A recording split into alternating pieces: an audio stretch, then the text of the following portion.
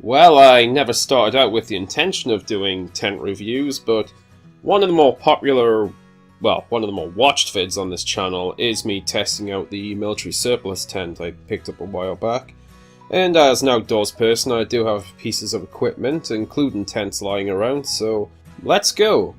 I recently got this used tent from my mother. Now, I'm actually giving this to a friend as it's personally not my bag. I prefer smaller, portable shelter as opposed to large, luxurious leisure types, but I said I would check it out for him before he got it, so let's see what it's like.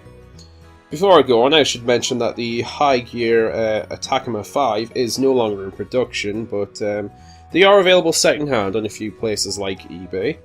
And from what I can see, the current high gear Enigma Elite 5, although a tunnel tent and a bit fancier, appears to be similar in dimensions to this one. Now, I did initially have help from a neighbour setting this up, and it was at about this point that I realised I'd made a mistake.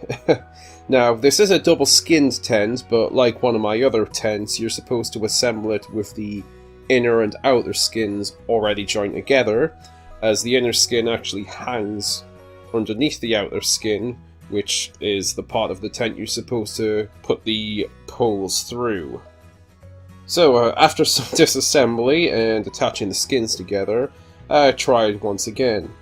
Now, despite its massive size, it is a dome tent, so it is relatively simple to assemble, though not easy as I found out. Although it is possible, as I'm demonstrating here, for a single person to put it up, it's not ideal. With at least 2 people, you could probably easily get this tent up within just a few minutes. Now, I've not pegged the whole tent, put all the lanyards out, as I was honestly running out of room because it is such a massive size compared to the area of grass I'm using. But, if it is set up properly, the tent dimensions itself would be more neat and larger. Now, what I am impressed with the tent is the interior.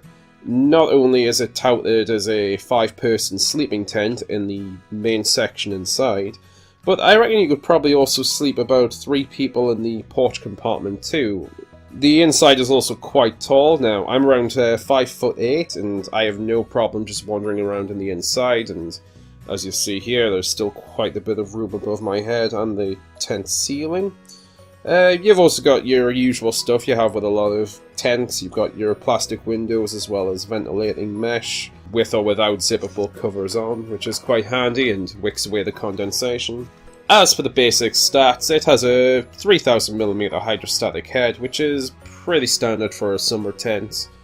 Its weight when carried is 12.5 kilograms, so it's more ideal for a camping trip where you're going to stay in the same place for a while and preferably get there with a car rather than if you were, say, hiking around different areas. Which is part of the reason why it's not my kind of tent. I do prefer to have a smaller sort of item which I can easily fold away and carry on the backpack. Disassembly is also simple, but once again it would be best done with at least 2 people.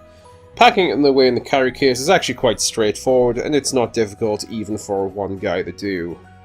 However, I still don't really know what this bit is for.